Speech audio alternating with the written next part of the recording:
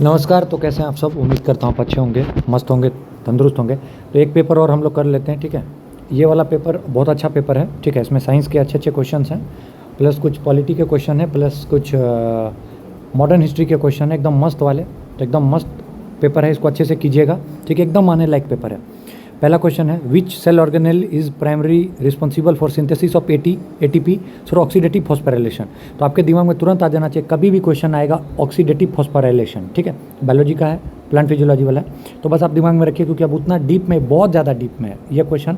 NCERT का line उठा के दे दिया है ये क्लास 11th की, ठीक है।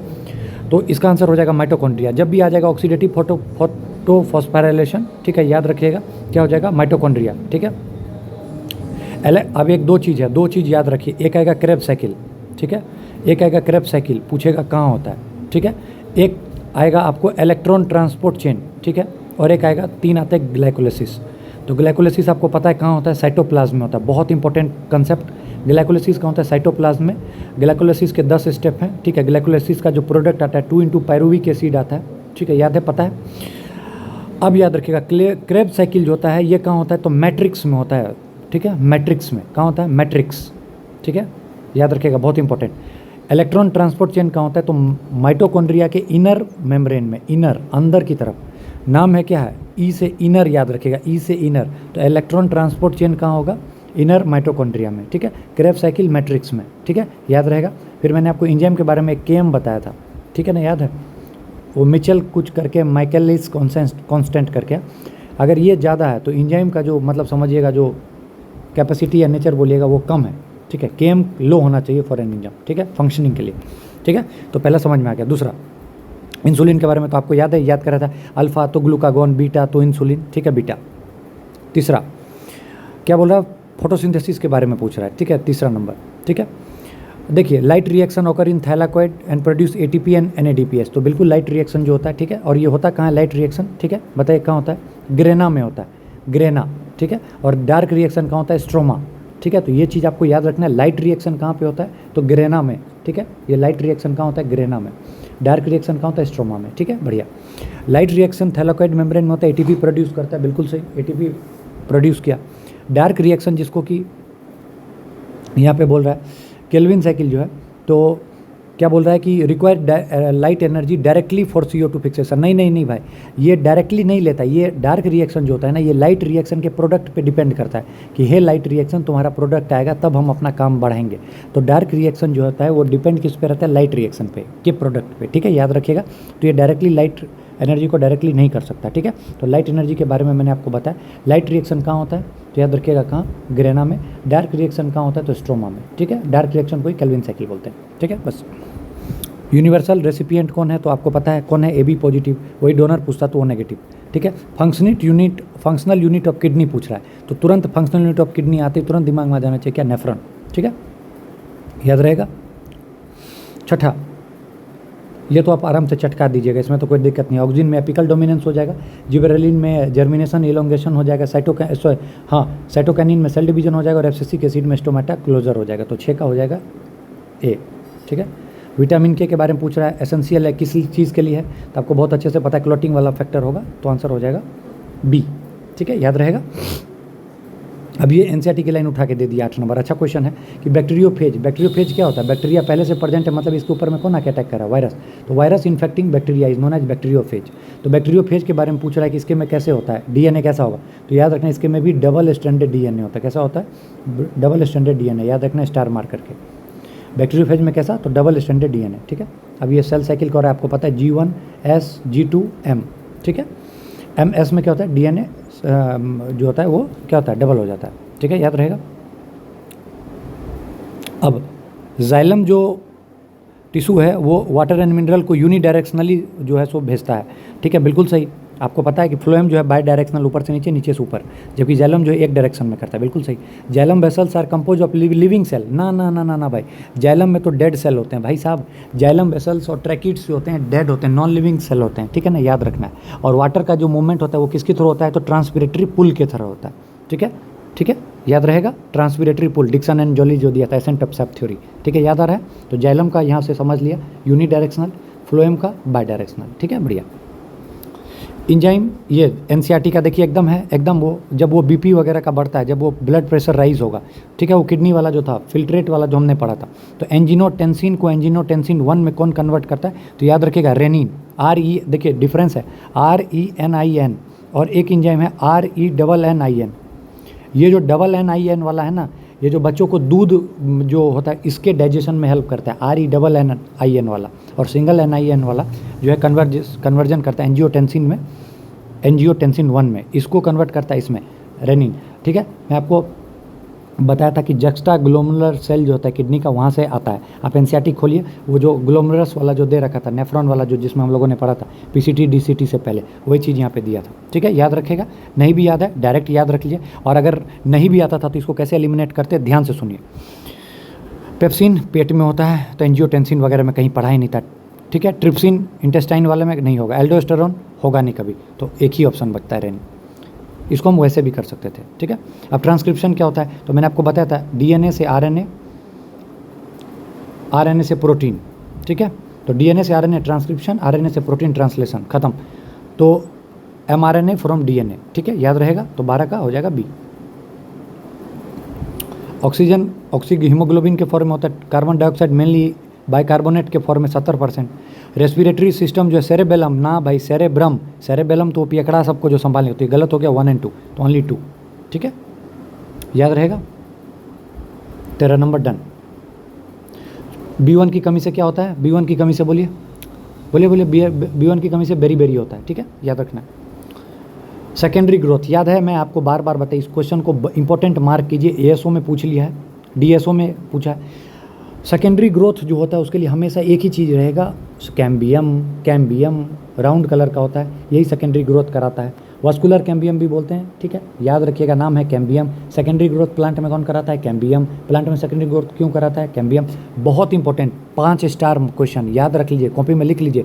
मुझे पता है आपको नहीं आता, लिखिए कॉपी में, ठीक है, लिखिए। लॉक एंड की मॉडल ऑफ इंजाइम। अब देखिए इंजाइम का जो है कुछ ऐसे करके है संरचना, ठीक है, तो इसमें कुछ ऐसे वाला आएगा जो इसमें फिट होगा, तो ये लॉक एंड की मॉडल इसी को बोलते हैं। तो फिशर ने दिया था लॉक एंड की मॉडल ऑफ इंजाइम एक्शन, ठीक है, किसने दिया था, फिशर, ठीक है। मछली ने दिया था लॉक एंड की, मछली ने मारा ताला, ठीक है, बढ़िया, याद रखिएगा, ठीक है। अब देखिए कौन सा मॉडल रेबीज वायरस के कारण होता है, तो D का 4, एक ही ऑप्शन कट गया। ये तो मैं आपको सिखाने के लिए बता रहा हूँ, लेकिन अगर आपको ये भी नहीं आता था तो ये तो पता होगा, रिंग वॉर्म, दांत दार खुजली फंगस के कारण, C का 3, एक ही है तब भी कट गया, ठीक है। ये भी नहीं आता होगा तो ट्यूबरक्लोसिस का तो पता है बैक्टीरिया के कारण, अब मलेरिया प्रोटोजोआ के कारण, खत्म, कोई दिक्कत नहीं। अब ये बताइए 18 नंबर, एकदम सोच के बताइए, कुछ नहीं है। The process by which water moves from a region of higher water potential to lower water potential, पानी का चीज़ है, तो डिफ्यूजन तो होगा ही नहीं, प्लाज्मोलाइसिस होगा ही नहीं, इम्बाइबेशन होगा ही नहीं, तो क्या होगा, ऑस्मोसिस, ठीक है। वाटर की बात कर दिया, हाई वाटर पोटेंशियल से लो वाटर पोटेंशियल, क्या हो जाएगा, ऑस्मोसिस, ठीक है, सेमी परमेबल मेम्ब्रेन से। बॉडी के टेम्परेचर इन सबको कौन रेगुलेट करेगा, बहुत अच्छे से पता है, हाइपोथैलेमस, ठीक है। Sickle cell anaemia point mutation के कारण होता है, बिल्कुल सही, पता है ना आपको, जो मैंने बताया था, क्या बताया था सिकल सेल एनीमिया के बारे में, याद है ना, वो जो वेलिन ग्लूटामिक एसिड की जगह जो वेलिन का हो जाता है 6th पोजीशन पे, ठीक है, तो दोनों सही, तो A and B are are.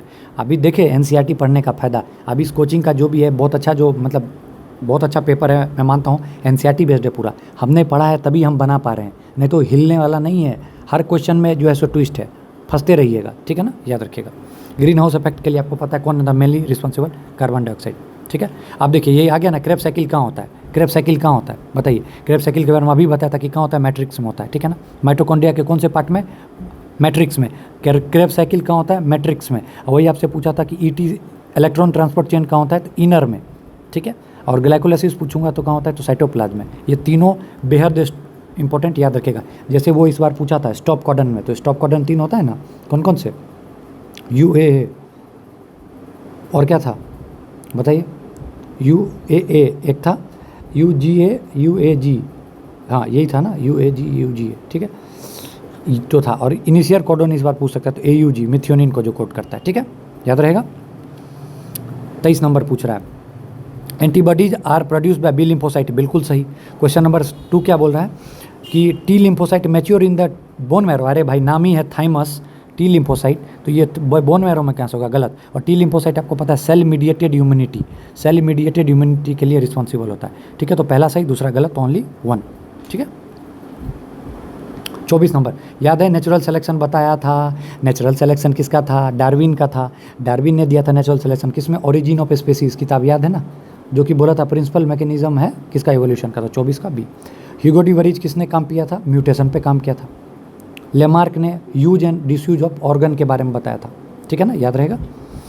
अब ट्रॉपिक लेवल के बारे में पूछ रहा है, तो भाई सबसे पहले प्रोड्यूसर आएगा, प्रोड्यूसर घास है, प्रोड्यूस करेगा, इसको कौन खाएगा, हर्बीवोर, हर्बीवोर को कौन खाएगा, कार्निवोर, कार्निवोर लास्ट में सर गल के डिकम्पोज हो जाएंगे, ठीक है। तो ये चीज़ है, ठीक है। ऐसा यूनिट जो है रेसिस्टेंस का कौन किसके नाम पर पड़ा था, बताइए क्या होता है, ओम होता है, ठीक है। जॉर्ज साइमन ओम थे, इन्होंने ओम्स लॉ दिया था। ओम्स लॉ क्या होता है, V=IR, R बराबर रो L/A, ठीक है। P बराबर VI, ठीक है, ठीक है। P बराबर V²/R, Q बराबर IT, ठीक है, ठीक है। उसके बाद H बराबर I²RT। कोई दिक्कत बताइए, एकदम सब चटाचट चल रहा है ना दिमाग में। अब देखिए क्या बोले, ए बॉडी मूविंग, ठीक है ना, a body moving in circular path, ठीक है, सर्कुलर पाथ में है, ठीक है, विथ यूनिफॉर्म स्पीड, ठीक है, स्पीड भी यूनिफॉर्म है, ठीक है ना, ठीक है। तो पूछ क्या रहा है, एक्सपीरियंसेस डायरेक्टेड, एक्सपीरियंसेस एक्सीलरेशन, ठीक है, ठीक ठीक, गॉट इट। एक बॉडी है जो कि सर्कुलर पाथ पे मूव कर रहा है यूनिफॉर्म स्पीड से, इसका एक्सेलरेशन का डायरेक्शन क्या होगा, ठीक है, ठीक है। तो ये यहाँ है और ये घूम रहा है, तो इसका डायरेक्शन देखिएगा यूनिफॉर्मली चल रहा है, तो इसका डायरेक्शन हमेशा सेंटर की तरफ होगा, ठीक है, हमेशा सेंटर की तरफ होगा, याद रखना है। सेंट्रीपिटल एक्सीलरेशन जो होता है यूनिफॉर्म सर्कुलर मोशन का, वो हमेशा क्या होता है, डायरेक्टेड टुवार्ड द सेंटर, ठीक है, अगर बॉडी सर्कुलर पाथ में, ठीक है, तो याद रखना है, ठीक है, टुवार्ड द सेंटर, ठीक है, याद रखना इंपॉर्टेंट है। लॉ ऑफ थर्मोडायनेमिक्स बिल्कुल सही। फर्स्ट लॉ क्या बोला है, एनर्जी के बारे में, बिल्कुल सही। सेकंड लॉ क्या बोलता है कि इंट्रोपी जो है ऑलवेज डिक्रीजेज, गलत गलत। इंट्रोपी या तो बराबर रहेगा या तो बढ़ेगा, इंट्रोपी बढ़ता है भाई, घटेगा कहाँ, गलत हो गया, याद रखेगा। तो यहाँ से आपको कंसेप्ट बन जाना चाहिए कि लॉ ऑफ थर्मोडायनेमिक्स 2 है। पहला क्या बोलता है, कंजर्वेशन ऑफ एनर्जी, ठीक है ना, क्या बोलता है, कंजर्वेशन ऑफ एनर्जी, ठीक है। और सेकंड लॉ बोलता है कि इंट्रोपी ऑफ आइसोलेटेड सिस्टम जो है वो हमेशा बढ़ेगा या फिर कांस्टेंट रहेगा, घटेगा कभी नहीं, ठीक। Blue colour of sky, blue colour of sky, इसमें तो कोई दिक्कत ही नहीं है। स्कैटरिंग की बात हो रही है, स्कैटरिंग, इसी को रेलिस स्कैटरिंग भी बोलते हैं, ठीक है। अब 30 नंबर क्वेश्चन, ठीक है ना, क्या बोल रहा है, the phenomena by which A current carrying conductor experience a force के बारे में मैग्नेटिक फील्ड में कौन बताता है। तो पता है आपको फ्लेमिंग का लेफ्ट हैंड रूल बताया था, डायरेक्शन ऑफ फोर्स के बारे में बताता है, ठीक है ना, डायरेक्शन ऑफ फोर्स के बारे में बताता है कौन, फ्लेमिंग का लेफ्ट हैंड रूल। तो ऐसे याद रखना, लेफ्ट हैंड रूल किसके बारे में बताता है, फोर्स के बारे में बताता है, LF, ठीक है ना। वही लेंज लॉ क्या होता है, लेंज लॉ इंपॉर्टेंट है, कोई भी फोर्स, ठीक है, जो इसको प्रोड्यूस करेगी मैग्नेटिक फील्ड को, ये उसी का अपोज करता है, ठीक है, इसी का अपोज करेगा, जो पैदा कर रहा है उसी का अपोज करना, that is known as Lenz law, ठीक है, that is known as Lenz law, याद रहेगा, ठीक है, इंपॉर्टेंट है। 31 नंबर देख लीजिए, पावर वाट में, प्रेशर पास्कल में, फ्रीक्वेंसी हर्ज में, मैग्नेटिक फ्लक्स वेबर में। तो आंसर हो जाएगा 31 का A, ठीक है। ट्रांसफार्मर के बारे में उस दिन ही बताया था, किस पर काम करता है, म्यूचुअल इंडक्शन, बार बार याद रखेगा, बहुत इंपॉर्टेंट, ठीक है ना, याद रखिएगा। Transformer work on mutual induction, ठीक है। चेंज जो करेक्ट मतलब चेंज जो होगा एक कॉइल में, वो दूसरे कॉइल में EMF इलेक्ट्रोमोटिव फोर्स जनरेट कर देगा, इसलिए, ठीक है। मायोपिया, शॉर्ट साइटेडनेस, नज़दीक का दिखेगा दूर का नहीं दिखेगा, कैसे ठीक करेंगे, कॉन्केव लेंस से, ठीक है, ठीक है। डायमेंशन फार्मूला फॉर फोर्स अभी इसको छोड़ दीजिए, अगर वैसे मेरे को बोलेगा तो मैं बता देता हूँ। F बराबर क्या होता है, MA होता है, ठीक है ना, M × A। और अगर देखिएगा तो मास 1 L1 T-2 होता है, वैसे याद रख सकते हैं, क्योंकि फोर्स का बहुत बार हम लोग के टाइम में नीट के ही टाइम से पूछा जाता, तो मैं तो डायरेक्ट याद कर रखा हूँ, MLT-2, ठीक है ना, याद रहेगा, अगर याद कर सकते तो कर लीजिए, ठीक है। MLT-2 फोर्स का, बस फोर्स का याद रखिएगा, ठीक है। 35 नंबर, ठीक है। A rocket can manoeuvre in empty space where there is no atmosphere, ठीक है। The inertia of a rocket follows the principle of conservation of linear momentum, बिल्कुल सही, ऊपर जाता है तो नीचे की तरफ, तो दोनों सही है, both A and B are true, R is the correct explanation. Minimum velocity पूछ रहा है कि उसको ग्रेविटेशनल फील्ड से बाहर निकाल देना, तो स्केप वेलोसिटी बराबर क्या होता है, √2gm/r। ऑर्बिटल में क्या होता है, √gm/r, ठीक है, याद रखेगा। अब अगला नंबर क्वेश्चन बोल रहा है कौन सा है, 37 नंबर, ठीक है, इसको आप स्किप कर दीजिए, फालतू क्वेश्चन है।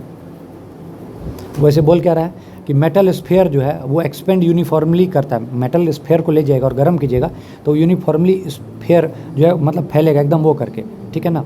तो पूछ रहा है कि कौन सा इसको जो है अच्छे से बता रहा है, तो इसका आंसर हो जाएगा कि क्यूबिक जो वॉल्यूमेट्रिक जिसको बोलते हैं वो एक्सपेंशन होता है तभी जो है सो सब डायरेक्शन में जो होता है सेम डायरेक्शन में फैलेगा। ऐसा नहीं कि एक तरफ से पिचक गया एक तरफ से बढ़ गया, नहीं, वॉल्यूमेट्रिक जो होता है वो एक्सपेंशन होता है। तो ये इसको याद रख सकते हैं, क्यूबिक, ठीक है, ठीक है। साउंड वेव के बारे में पूछ रहा है कि क्या सही है, ठीक है ना। Sound wave can not travel through vacuum as it required a material medium, सही है, ठीक है, ठीक है। अगला, speed of sound is greater in solid than in gas, बिल्कुल सही, सॉलिड लिक्विड गैस में होता है। 71 में पूछा भी था कि स्टील का सबसे ज़्यादा होता है, ठीक है। पिच जो होता है डिपेंड बाय एम्पलीट्यूड, नहीं भाई पिच फ्रीक्वेंसी पे होता है, तो ये गलत हो गया, तो 2 सही है, तो ओनली 2 इज करेक्ट, 2 स्टेटमेंट सही है। अब देखिए क्या बोला, मैग्नेटिक को इलेक्ट्रिकल में, देखिए ये सब क्वेश्चन ना वहाँ हर बड़ा के गलती हो जाता है। तो मैकेनिकल टू इलेक्ट्रिकल बोल रहा है और एक होता है इलेक्ट्रिकल टू मैकेनिकल, ठीक है, एक होता है मैकेनिकल टू इलेक्ट्रिकल। इसको कैसे करेंगे, मैकेनिकल है भाई, इसको इलेक्ट्रिकल में बदलना है, और इलेक्ट्रिकल है मैकेनिकल में। इलेक्ट्रिकल है जाके स्विच ऑन करेंगे तो इलेक्ट्रिसिटी दिए तो क्या आएगा, मोटर में पानी भरेगा मैकेनिकल में, तो इस किसका एग्जांपल हो गया, मोटर हो गया। अब मैकेनिकल से इलेक्ट्रिकल की बात कर रहा है, तो भाई क्या करेंगे, जनरेटर को चलाएंगे, हाथ से चलाए तो मैकेनिकल दिए, अब फिर करंट निकला तो इलेक्ट्रिकल आया। समझ में आया क्या बोल रहा हूँ, तो यही चीज़ है। मोटर चलेगा तो कैसे चलेगा, जाके इलेक्ट्रिसिटी से मैकेनिकल निकाले, तो इलेक्ट्रिकल को मैकेनिकल में बदले तो मोटर। और जनरेटर है, जनरेटर में क्या कि हाथ से दर दर दर दर दर दर दर दर दर दर, वह गाना है ना, चालू कर जनरेटर, तो जनरेटर को जो स्टार्ट किए तो मैकेनिकल दिए तो जाके इलेक्ट्रिकल निकला, ठीक है। चलिए, अल्फ़ा डीके, तो अब आपको पता है कि एक बार अगर कोई भी मतलब मेटल हो चाहे कोई भी एलिमेंट हो, अगर वो अल्फ़ा डीके में जाता है तो ठीक है ना, तो उसके में जो क्या होता है, एटॉमिक नंबर जो होता है 2 से घट जाता है, 2 से एटॉमिक नंबर उसका घट जाएगा, और एटॉमिक यूनिट मास जो है वो 4 से घट जाएगा, ठीक है। ये इंपॉर्टेंट रूल है, याद रखिएगा। कोई भी अगर अल्फ़ा डीके से होके गुजरा तो वो उसके में एटॉमिक नंबर 2 से घट जाएगा और एटॉमिक मास 4 से घट जाएगा, ये याद रखिएगा, ठीक है। बीटा माइनस है तो बीटा माइनस है तो 1 जुड़ जाएगा, वही बीटा प्लस रहेगा तो 1 माइनस हो जाएगा, गामा में कोई फ़र्क नहीं पड़ेगा, ये चीज़ याद रखिएगा, ठीक है। तो अल्फ़ा डीके में क्या हो जाएगा, डिक्रीज हो जाएगा 2 से, बीटा माइनस में बढ़ जाएगा 1 से, ठीक है, तो ये याद रहेगा। तो बी ए का 2, तो ए का 2, बी का 3, सी का 1, गामा में नो चेंज, और पॉजिट्रॉन में डिक्रीज बाय 1, पॉजिट्रॉन तो प्लस है तो 1 घट जाएगा, ठीक है ना, समझा। इसमें जो नेगेटिव है तो मतलब 1 जोड़ देंगे, पॉजिटिव है तो 1 घटा देंगे, याद रहेगा।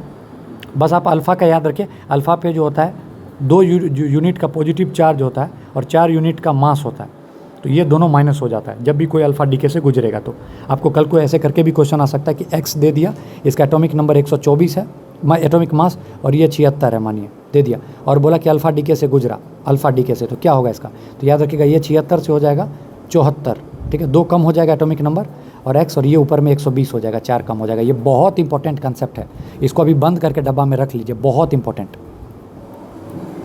कनकेव मिरर जो है वर्चुअल, एरेक्ट और मैग्नीफाइड। कनकेव मिरर में आपको पता है सारा केस में वो क्या करता है, रियल इन्वर्टेड, एक केस छोड़ के कनकेव में ये पोल, ये फोकस और सेंटर ऑफ कर्वेचर, बस एक ही केस में जो है सो उल्टा बनता है, मतलब पीछे बनता है और वो वर्चुअल बनता है, वो कब, पोल और फोकस के बीच में, ठीक है ना, तो वही पोल एंड फोकस के बीच में, ठीक है।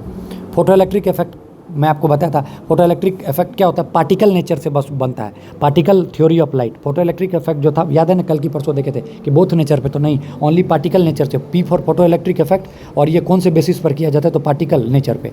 पूछेगा वेव थ्योरी, वेव नेचर भी बताता है ना, only particle, P for photo electric, P for particle, ठीक है,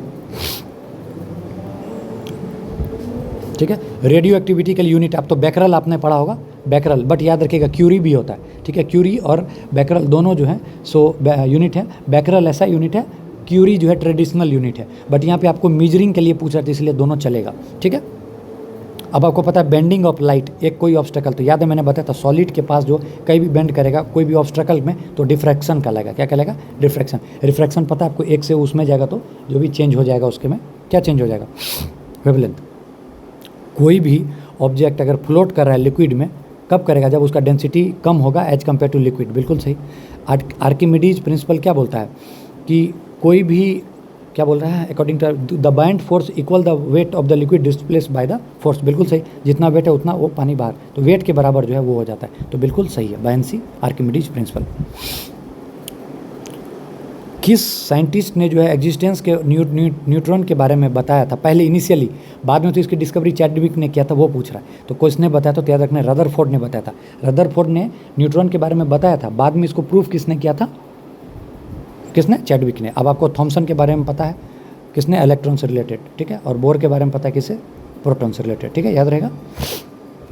डॉपलर इफेक्ट होता क्या है, एम्बुलेंस गाड़ी वाँ वाँ वाँ वाँ वाँ वाँ वाँ वाँ करते हुए निकल जाती है, हम बीच में खड़े रहते हैं, तो जब आ रही होती है तो फ्रीक्वेंसी बढ़ता है और फिर दूर जाता है तो कम हो जाता है, तो अपरेंट फ्रीक्वेंसी रिलेटिव मोशन के कारण, ट्रेन नज़दीक आती है तो बहुत अच्छा सुनाई देता है, दूर चली जाती है तो खत्म हो जाता है वो आवाज़, तो ये नज़दीक आ रही है तो बढ़ता है ना, तो अपरेंट फ्रीक्वेंसी बढ़ा ना, आप यहाँ रिलेटिव मोशन में यहाँ बैठ के खड़े होकर देख रहे हैं, ये आया और गया, नज़दीक आ रहा है तो बढ़ेगा, दूर जा रहा है तो घटेगा, तो यही कहलाता है डॉपलर इफेक्ट। पहाड़ों में जो जोर से चिल्लाते हैं किसी का नाम लेके, मतलब जो बोलते हैं dash dash dash dash dash dash dash dash dash, तो जो गूंज के जो आता है, और जो मतलब जल्दी से टकरा के आया फिर धीरे धीरे देखते होंगे फ्रीक्वेंसी कम हो रहा है, तो ये रिलेटिव मोशन है, ठीक है, याद रखिएगा, इससे बेस्ट एग्जांपल हो नहीं सकता।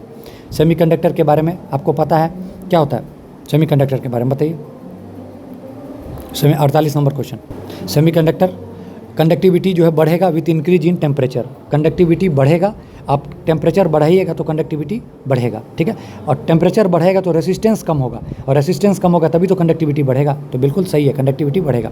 अब डोपिंग करते हैं, देखिए 14 नंबर जो एलिमेंट है ना, इसको प्योर बोलते हैं। इंट्रिंसिक दो टाइप का होता है, एक होता है इंट्रिंसिक सेमीकंडक्टर, मतलब प्योर, प्योर मतलब इसके में प्योरिटी है, किसी भी टाइप के इम्प्योरिटी नहीं है, मतलब अच्छा बच्चा, इंट्रिंसिक मतलब अच्छा बच्चा, ठीक है, और 14 नंबर ग्रुप का होता है। तो अगर इसको 13 के साथ मिलाते हैं, 13 नंबर ग्रुप मतलब जिसके आउटर मोस्ट इलेक्ट्रॉन जो होता है 2 8 3 या 2 3, मतलब आउटर मोस्ट में 3 है, तो ये क्या करते हैं ना, देने के चक्कर में रहते हैं कि भाई इलेक्ट्रॉन दे दो और अपने आप को ऑक्टेट को पूरा कर लेते हैं। और जो 15 के बाद जो है 15 16 17 मतलब 2 8 5, मतलब समझ रहे हैं कि ऑक्टेट ये इधर से 3 गेन करके, 4 वाला तो बीच में आ गया ना, तो 4 से इसको इधर के भी साथ मिला सकते हैं, इसको इधर के भी साथ, तो ये जो प्योर वाला रहता है इसको जब 13th ग्रुप से मिलाते हैं तो इसको जो बनेगा वो पी टाइप सेमीकंडक्टर बनेगा, और जो ये 15 के साथ मिलाते हैं इसको एन टाइप सेमीकंडक्टर बोलते हैं, ठीक है, वही चीज़ बोल रहा है। तो बोला कि जब इसको पेंटावैलेंट के साथ मिलाएंगे तो पी टाइप बनेगा, तो नहीं, जब इसको ट्राईवैलेंट के साथ मिलाएंगे जिसके आखिरी में 3 होगा तो ये बनेगा पी टाइप, और जब इसको 14 ग्रुप को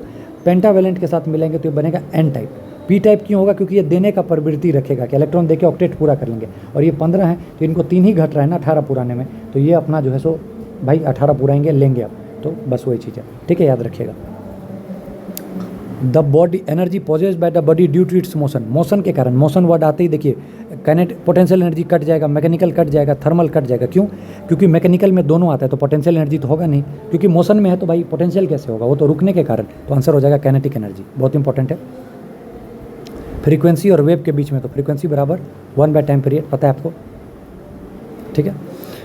अर्थ में कौन से गैस का जो एविडेंसी है, तो याद रखना नाइट्रोजन आपको पता है 78%, नाइट्रोजन 78%, कार्बन डाइऑक्साइड बोलिए बोलिए बोलिए बोलिए, कार्बन डाइऑक्साइड बोलिए बोलिए, ऑक्सीजन बोलिए, मैं देखूं तो आपको कितना याद है।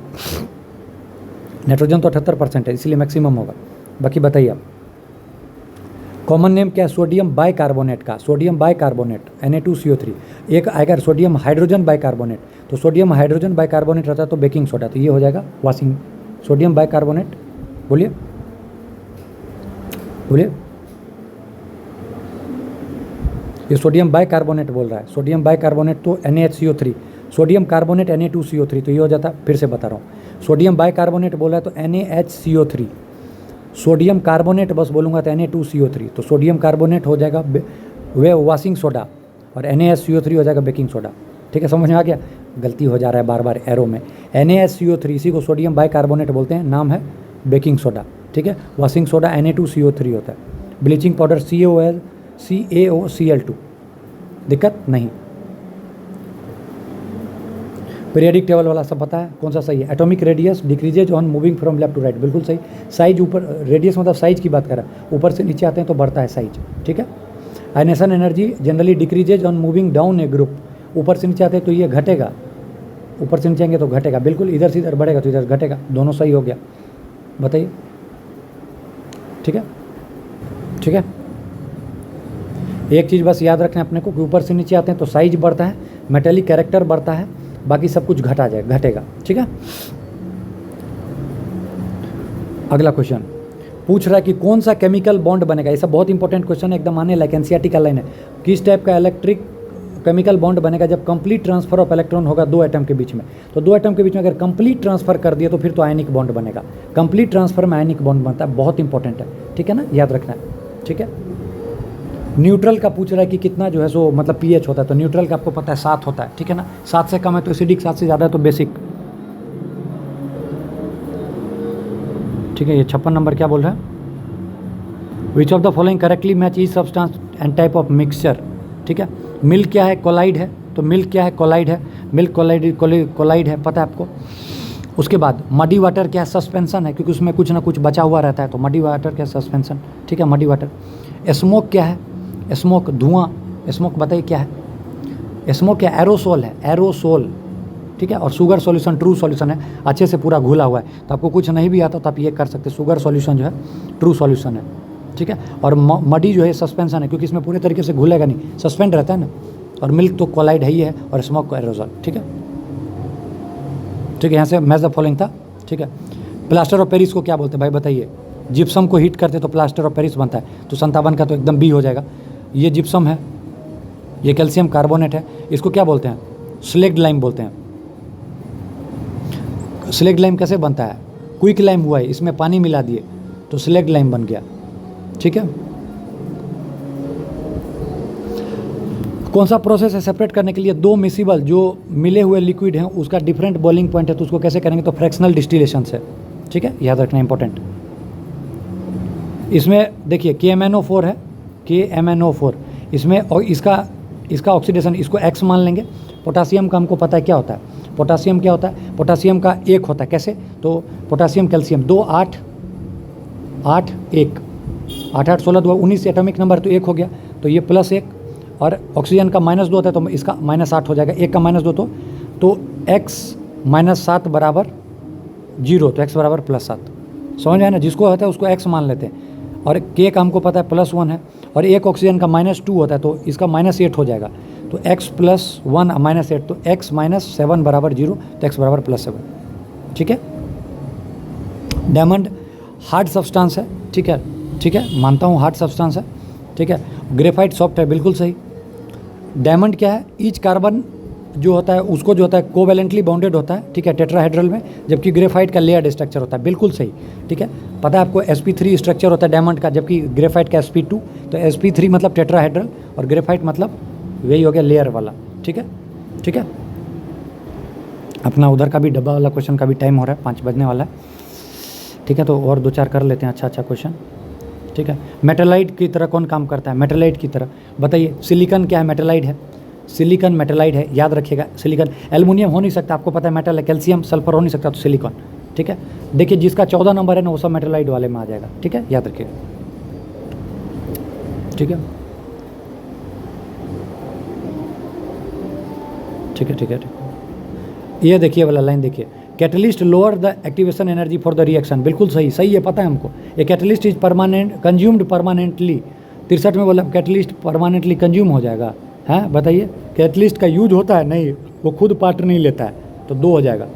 और एक catalyst alter the equilibrium, reversible, alter करेगा नहीं, खुद भाई वो बढ़ाता घटाता है।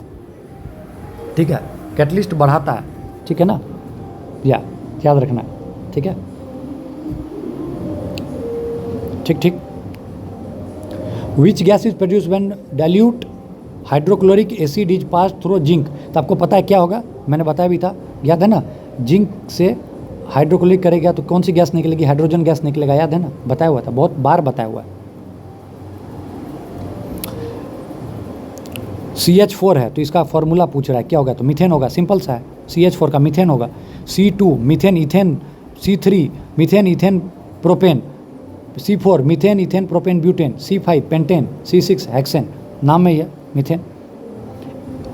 यहाँ क्या है, एन है, एन, CnH2n+2 एल्केन का फॉर्मूला होता है, याद है ना। CnH2n अल्कीन का, CnH2n-2 तो अल्काइन का। ठीक है। पूछा जा रहा है कि आयनिक कंपाउंड का हाई मेल्टिंग पॉइंट क्यों होता है। ठीक है, क्यों? क्योंकि इसके में जो इलेक्ट्रोस्टैटिक फोर्स ऑफ अट्रैक्शन होता है ना, वो एक रिजिड वो होता है, क्या मतलब वो होता है हाई स्ट्रॉन्ग क्या बोलते हैं, इलेक्ट्रोस्टैटिक फोर्स जो होता है, इसका अट्रैक्शन जो होता है बहुत तगड़ा होता है, दैट्स वाई। ठीक है, कौन सा कार्बन का जो है रेडियो एक्टिव भी वो जो डेटिंग में यूज होता है, तो आपको पता है C14, आप जानते होंगे C14 रेडियो एक्टिव में। ये सब बहुत इंपॉर्टेंट क्वेश्चन, एनसीईआरटी का लाइन है भाई, खा जाइए इसको तो, ठीक है ना। ये देखिए कॉमन नेम क्या बोला, कैल्शियम ऑक्सीक्लोराइड मतलब CaOCl2। अभी बताया ब्लीचिंग पाउडर, बताऊँ कि नहीं बताऊँ? अब देखिए क्या बोल रहा है कि different same molecular formula different जो है सो अरेंजमेंट, डिफरेंट कि इसको क्या बोलेगा, आइसोमर्स होता है, आइसोमर होता है, ठीक है ना। आइसोमर्स में होता क्या, देखिए आइसोमर्स में क्या होगा कि मॉलिकुलर फार्मूला जो है ना वो सेम होगा। देखिए आपने आइसोटोप्स पढ़ा होगा, आइसोबार्स पढ़ा होगा, ये आइसोमर्स है, मतलब मॉलिकुलर फार्मूला सेम है लेकिन अरेंजमेंट अलग अलग तरह से हो सकता है। ऑर्गेनिक केमिस्ट्री में आता है, मॉलिकुलर फार्मूला सेम होगा लेकिन अरेंजमेंट अलग अलग होगा, ठीक है ना, इंपॉर्टेंट है, ठीक है, याद रखना, ठीक है। बाकी जो क्वेश्चन बच रहे इसका स्क्रीनशॉट लेके जैसे तैसे करके कि इस कोचिंग का नाम ना है, ठीक है, कुछ क्वेश्चन करा देता हूँ, ठीक है ना, ताकि आपको भी अच्छा लगे, ठीक है। चलिए कोशिश करता हूँ, ऑल द बेस्ट। आप तब तक इसको निपटाइए।